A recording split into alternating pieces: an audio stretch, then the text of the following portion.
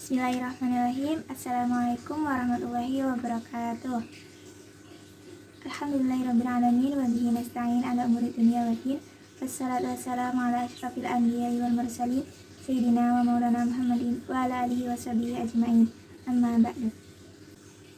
Yang saya takdimi dan yang saya muliakan pengasuh pondok pesantren Zainul Hasan Genggong Kiai Haji Muhasan Mutawakil Allah SHMM. Yang terhormat Rektor Universitas Islam Zainul Hasan Genggong Bapak Dr. Abdul Aziz Wahab MAG dan dosen pengampu mata kuliah evaluasi hasil belajar matematika yakni Ibu Wahyu Lestari MPD, serta kedua orang tua saya yang saya cintai. Saya Aurora Hidayah. Di sini saya akan menjelaskan mengenai evaluasi pembelajaran matematika pada bagian pendahuluan. Nah, di sini ada daftar isi. Yang pertama yaitu pengertian, penilaian, dan evaluasi. Lalu yang kedua, fungsi evaluasi bagi pendidikan. Yang ketiga, tujuan dan fungsi penilaian. Keempat, penilaian dalam pembelajaran. Kelima yaitu ciri-ciri penilaian dalam pendidikan. Dan keenam yaitu teknik penilaian, teknik non-tes. Dan yang terakhir yaitu macam-macam penilaian. Kita masuk dalam pembahasan. Yang pertama yaitu pengertian, penilaian, dan evaluasi. Nah, di sini menurut Griffin dan Nix, evaluasi atau penilaian itu merupakan suatu keputusan mengenai nilai atau penerapan dari hasil pengukuran. Nah, penilaian tersebut dapat dilakukan beberapa cara seperti tes tulis, lalu tes lisan, atau seperti penugasan. Nah, di sini untuk pembahasan yang kedua yaitu fungsi evaluasi bagi pendidikan. Nah, evaluasi bagi pendidikan ini fungsinya yaitu ada 4.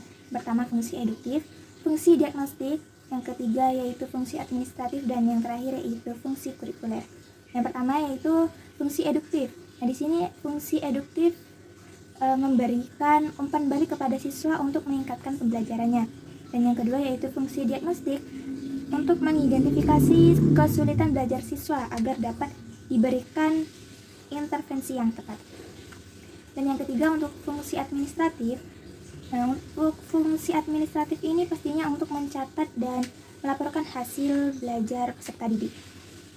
Lalu yang terakhir yaitu di sini fungsi kurikuler, untuk mengevaluasi pencapaian tujuan kurikulum dan kesesuaian pembelajaran dengan standar.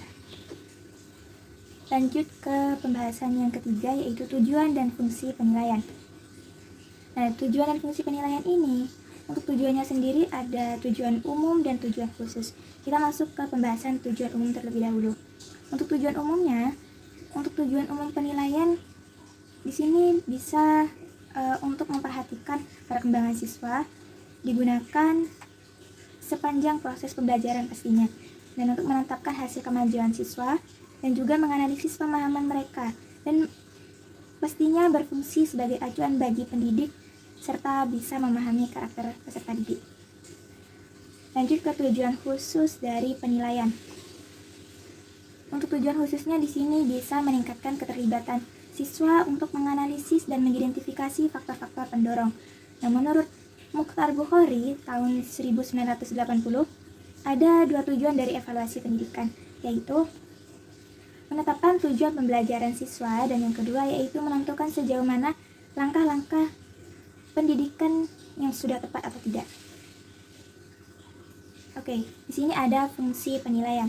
Nah, fungsi penilaian di sini juga dibagi 2, ada fungsi penilaian umum dan fungsi penilaian secara khusus.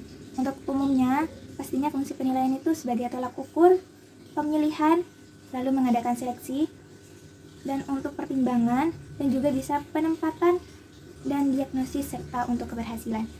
Untuk fungsi khususnya di sini terdapat 3 segi. Yang pertama yaitu segi psikolog, pastinya untuk bertujuan untuk pemilihan metode yang akan digunakan guru. Lalu di sini ada segi didaktif untuk menjadi pedoman, lalu menjadi petunjuk yang penting dan bisa melihat ketercapaian siswa. Dan yang terakhir yaitu segi administratif. Nah, segi administratif ini bertujuan untuk menyampaikan hasil sebagai data yang akurat dan mendeskripsikan.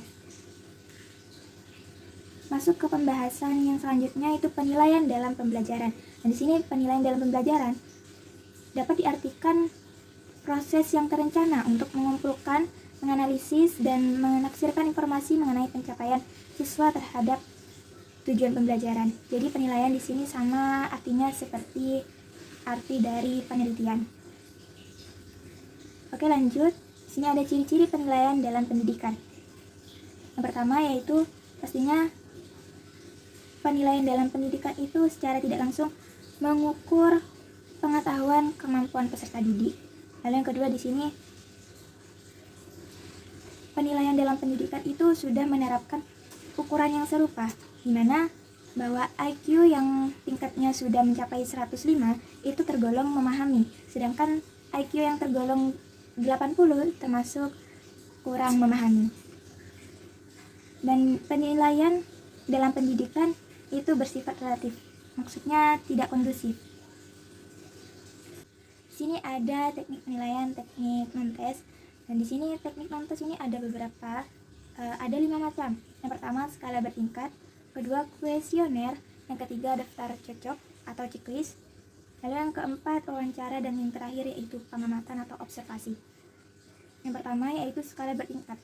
Maksudnya dari skala bertingkat ini adalah penilaian berupa angka terhadap pemantauan, seperti bahwa angka 1 itu bisa disebut angka yang menunjukkan bahwa seseorang memberikan penilaian itu sangat tidak setuju, dan tingkatannya bisa mencapai angka 4 atau 5.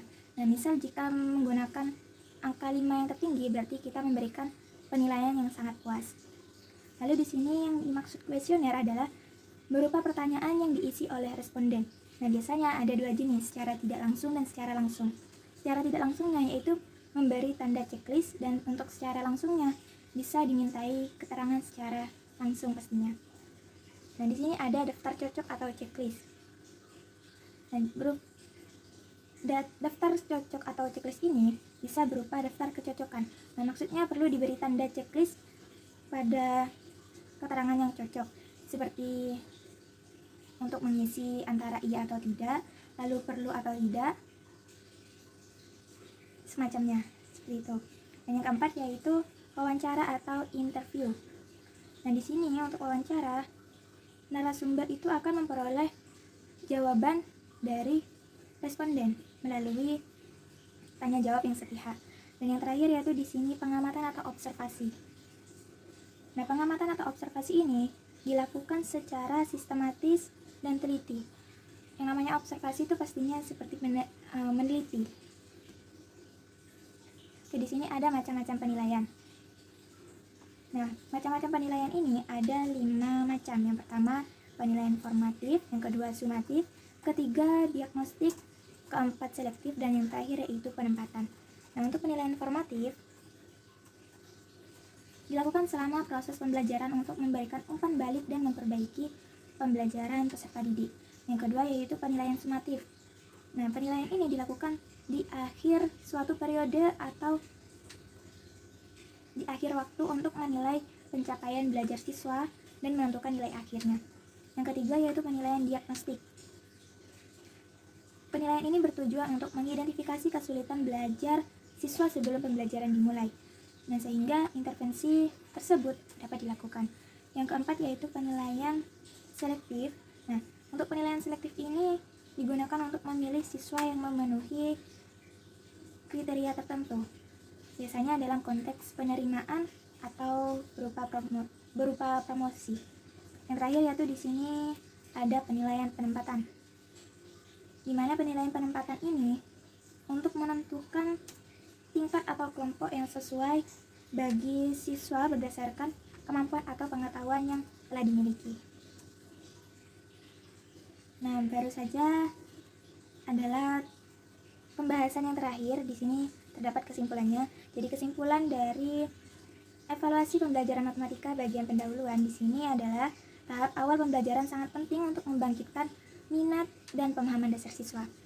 Nah, dalam pendahuluan ini, guru harus memastikan bahwa tujuan pembelajaran jelas, siswa terlibat secara aktif pastinya, dan pengetahuan awal mereka diaktifkan untuk membangun fondasi yang kuat bagi materi yang akan disampaikan oleh gurunya.